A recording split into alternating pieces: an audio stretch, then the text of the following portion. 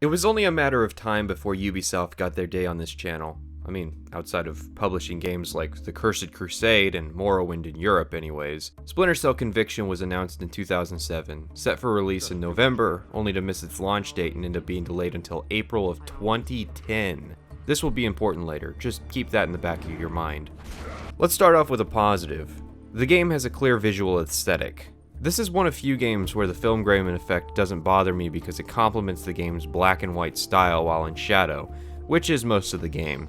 I also like the imprinting of text as lights in the physical world space and conveying certain key information visually in the same manner, rather than through exposition. Enemies also appear in full color while in shadows, providing immediate and clear contrast with the environment.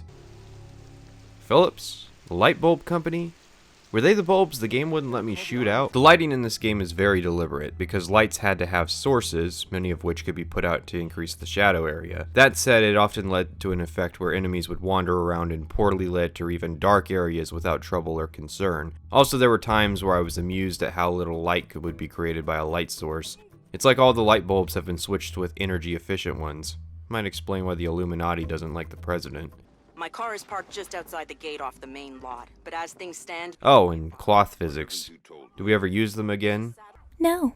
Then it doesn't really count, does it? There's a glowing issue with this game, and it's our main character, Sam Fisher. Fisher is a character who's had to endure a lot throughout the series. At the start of the game, his trusted friend has betrayed him, his daughter's dead, and he's had to live a life of secrecy, ending lives for a world that will never appreciate his sacrifices. Fisher should be dejected, mournful, perhaps even phobic of firearms and violence. At least until the point where Fisher finds out there's more to his daughter's death than a random drunk driving incident. Instead, Sam Fisher in Conviction is what can only be described as a sadistic, psychopathic serial killer. I'd be showing you a montage of all the moments Sam Fisher employs violence, but that might be deemed too violent for YouTube, but not BitChute. So let's just say that more often than not I empathized more with the characters having their skulls caved into various environment objects than I did with the skull caver we play as. Sam is enjoying life in Valletta before he gets contacted by a lady named Grimm informing us that a hit squad is on the way to take us out. The main red flag for this story is that rather than leaving the situation, Fisher instead chooses to engage the hit squad. This leads us into the tutorial sequence. The first mechanic to be introduced is cover, because of course it is. Did I mention this was slated for a 2007 release? Grimm causes a blackout, which is pretty questionable, and unfortunately Fisher suffers from flashback syndromes and it triggers. Here, Sam consoles his daughter who's scared of the dark, and there's a wonderful symbolism to this scene. The game introduces to us in adult terms the concept of cover. Go cover to cover until you reach the luggage stand. But when covering the basic concepts of stealth, as you might want to do in the fourth entry into a stealth franchise, the game explains it in childish terms. When it's light, you can't see into a place that's dark. But when it's dark, you can see what's around you much better. Really? Really. So if there's monsters or bad people around, you can see them. And if you're in the dark, they can't see you. I can't see you either. Can you please turn the light back on?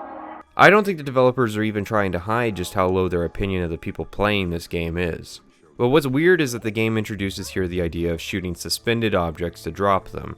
Normally this would be accompanied by a practical demonstration, but it isn't. Instead, it's reintroduced again at a later point. And really, is that mechanic high on the priority list for the tutorial? Anyways, Sam comes back to reality and drops a couple guys before going back to a flashback. This is very jarring because there's a massive disconnect between what is being taught in the flashbacks and what is being taught in the following gameplay. Fisher's house is getting robbed by pretty comical thugs, and the game starts a quick time event to introduce the concept of melee. Well, it's not really a QTE because the game will wait forever for you to press the kill button. Yes, the kill button. Melee comes hand in hand with the mark and execute system, and I have a bit to say about that. With a button press, we can mark any visible enemy with a marker that tracks them through walls. If we have a token, which you can get from melee kills, you can press a button and Sam does the hard part of aiming and shooting for you. How many people you can mark is dependent on the weapon, and you can only have one token at a time. So let's be clear about this. The game emphasizes cover, talks down to the player about stealth, and includes an auto-aim function.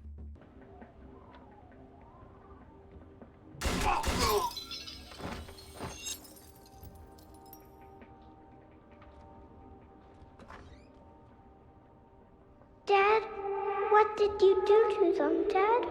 Sarah. Oh, sweetie, I just marked and executed them. Mark and execute's a problem because it's meant to supplement the player's ability to actually aim for themselves. The big puzzle of every stealth game is how you deal with a situation where two guards are facing each other at the same time. Normally, there's three options: bypass them, wait for them to separate, or take the risk and try to kill them both.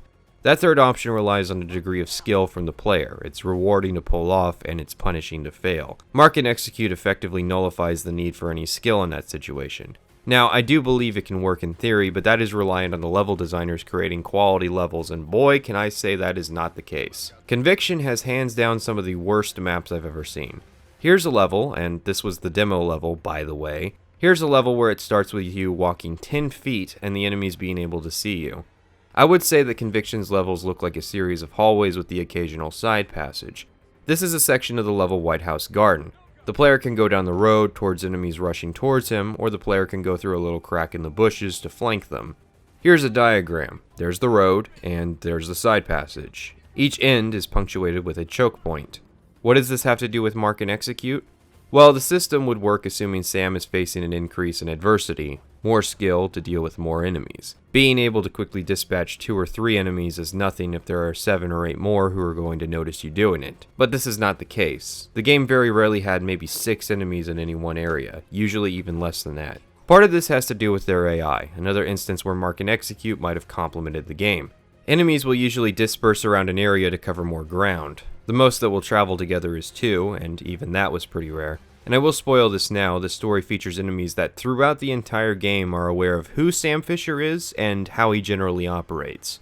Just load the truck and eat a big meaty bowl of shut the fuck up, okay? Fine, whatever. If I were these guys, I would set up floodlights everywhere and divide people into 4-man teams that had to be able to account for every member at all times, performing regular radio checks with each fire team. It might be inconvenient, but well, that's the way you should do it until Sam Fisher's dealt with. The AI does startle easily, sometimes even getting spooked when the light switch in another room would get flicked.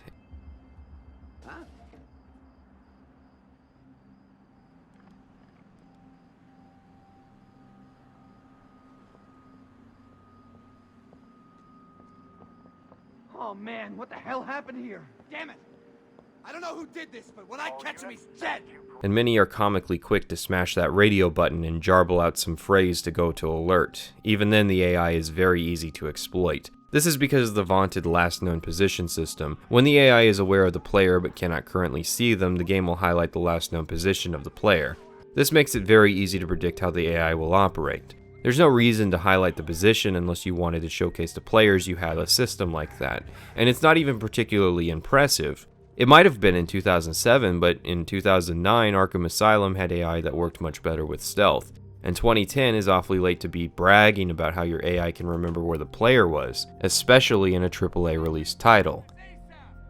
Back in the tutorial, Sam exits his flashback and the game next introduces melee, mark, and execute. You may think that was an editing mistake, that I accidentally reused the wrong line, but no, literally seconds after forcing the player to melee, mark, and execute 3 guys, the game then proceeds to again force the player to melee, mark, and execute 3 more guys. I just happened to put a tangent between them.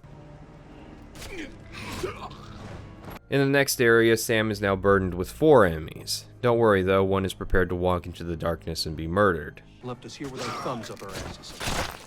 So we go after the Orc Chieftain, who flees to live another day.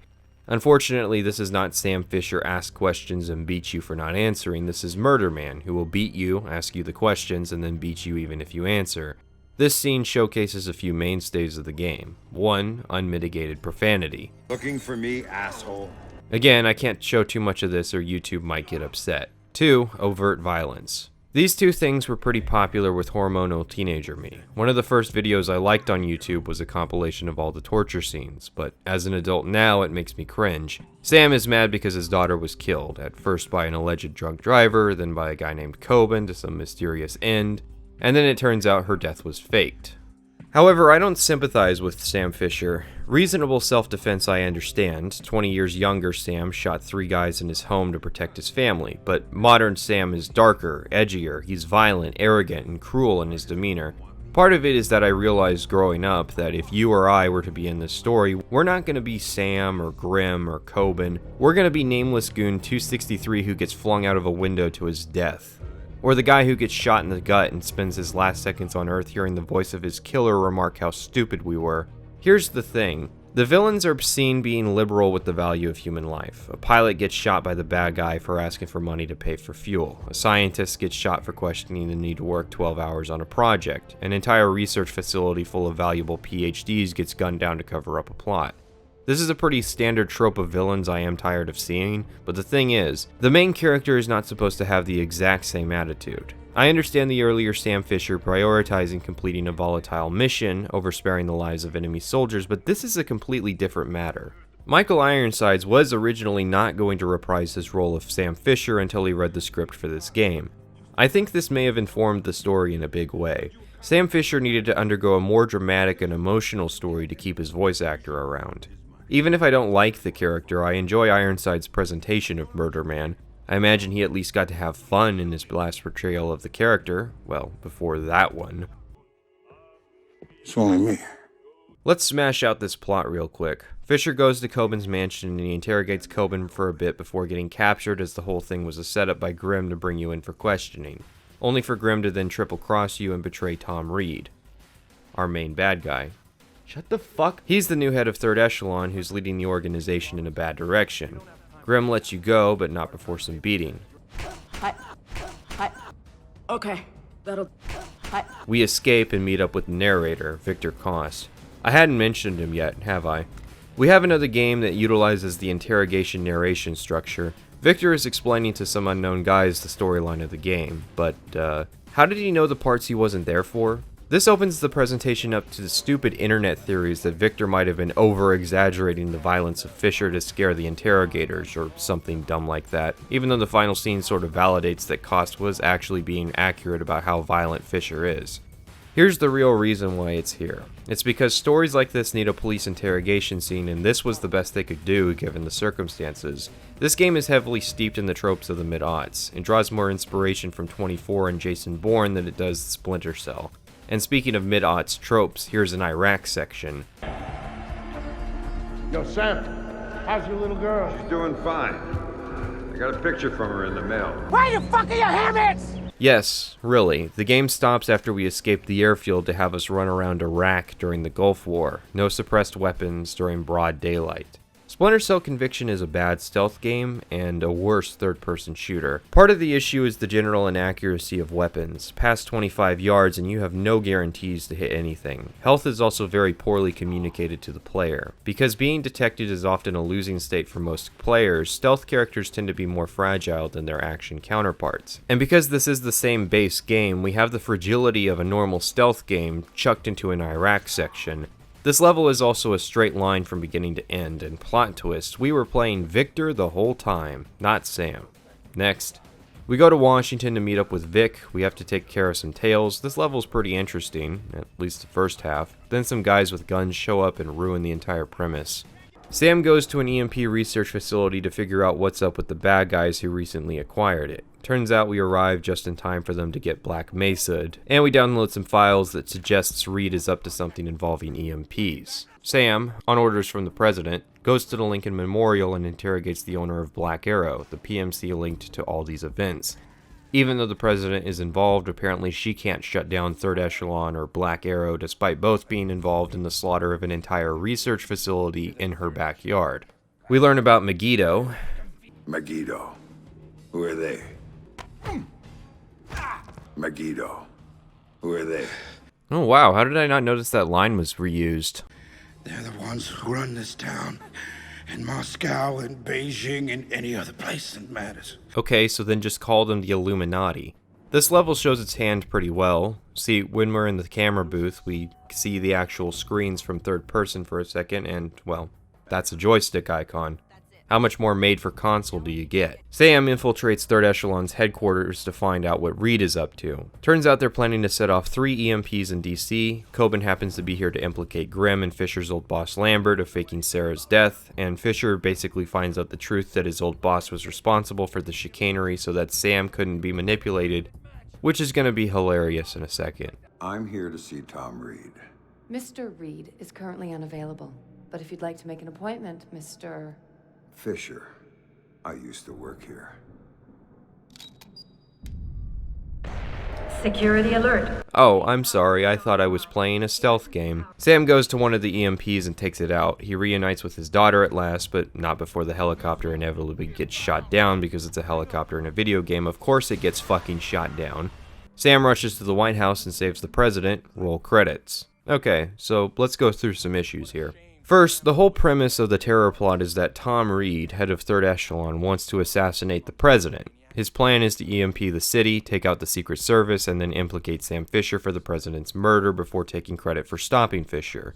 I know Fisher is legendary, but you're seriously going to claim that Sam Fisher created 3 giant EMP facilities and then cut a swath through the entirety of the Secret Service and Third Echelon, but somehow you managed to stop him. There are more holes in that conspiracy than the suicide of...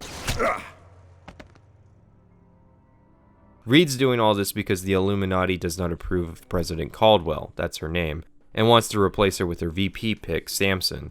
Caldwell's earned the ire of the Illuminati because she planned on defunding Third Echelon, even though 3rd had been instrumental in stopping a couple terror plots previously. I mean, sure, its old leader and top operative were gone, but that doesn't mean they're any less useful or worth funding than, say, the ATF. The Illuminati is interested in Third Echelon because one of their tentacles, Tom Reed, is now in charge, which is the same reason Caldwell wants to defund it. Okay, that's pretty circular, but the terror plot is meant to be a backdrop to the real plot of Fisher uncovering the mystery of his daughter's death. Now, I will admit to having only played the first Splinter Cell, so I don't know the deal with Lambert between then and now, and the game certainly doesn't help with that. But basically, Sam thinks it was a drunk driver, then Grim tricks Sam into getting captured, while it's let slip by Coben that it was all a fake. Grim confirms it, even letting Sam call her at one point. She holds his daughter over his head before eventually revealing that she was never in any danger and Grim had been lying to manipulate Sam. She even took care of Sarah. She was a good guy all along, well, besides the compulsive lying. Hell, Sam only bothers to save the president at the insistence of his daughter. We're not exactly given a clear timeline of when the daughter died, so I'm going to assume it was the day after those guys broke into Fisher's house. Let's talk about the ending. You may have wondered how we got here. Potato-faced Grim figured the only way to get Sam in the room was to shoot him and capture him. Good thing being shot in the shoulder didn't hinder his ability to break out of those zip ties, or you might have been in trouble. The first thing we do is we mark all 5 enemies. Then we're given 3 chances to grab the gun from Reed. I like that the amount of exposition the player has to suffer through is up to the player. But in the end, our great contribution, our reason for being here at all, was to shoot 2 guys. We're the legendary Murder Man, and Grim has orchestrated this entire plot for the purposes of having us do what a flashbang could have accomplished. Then, in the final sequence, we question Reed. Each time we are given the choice of bashing or shooting Reed. It affects almost nothing. If you shoot him all 3 times, it forms the Splinter Cell logo, which is neat, and if you spare him, Grim shoots him anyways because this is a movie script forced into a game. Sarah didn't matter. Threatening her was just a way to get to you. And leveraging you was a way to get to Third Echelon. And Third Echelon, that was a way to get what they wanted out of the White House. Wait, what the fuck? So the Illuminati did all this because they didn't like the president? So why not just shoot her? Or her plane down? Or manipulate the congressional elections to make her a lame duck president? Or force an impeachment and removal? Or just wait her out and undo all her changes in like 4 years? Aren't you guys the Illuminati, in charge of all the major superpowers? However, the funniest part, which feels like a retcon, was that Lambert faked Sarah's death so Sam couldn't be manipulated, only for Tom Reed to very explicitly state he used Sarah's death in order to manipulate Sam into this exact situation. So yeah, bad story, bad gameplay, and bad levels. So let's turn around and talk about how great the deniable ops are.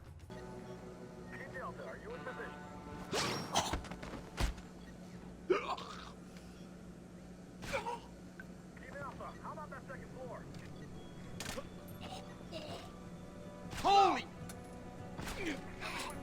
Deniable Ops, which is just the single-player mode of the co-op campaign, is a level set that's independent of the main campaign. It's a prequel, and spoiler alert, our boy Archer's corpse is at the Coben's mansion. What's funny about these ops is that it's almost entirely a superior experience to the actual main campaign.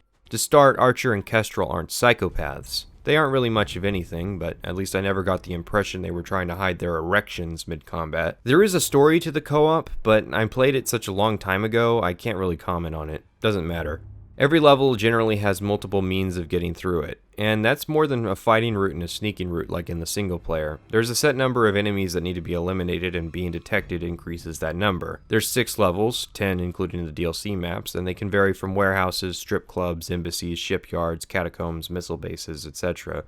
Enemies are almost always near each other to notice if their compatriots go down, meaning that it generally takes more effort to complete a deniable op than a single player mission. Deniable ops also provide a lot of options in terms of your player character. There's an entire customization system with your appearance changing based on how much armor, ammo, or gadgets you're carrying. Gadgets can vary from frag grenades and flashbangs to sticky cameras and portable EMPs, and unlike Fisher, who carried multiples of every gadget, you're much more limited in only having 2 of 2 different types.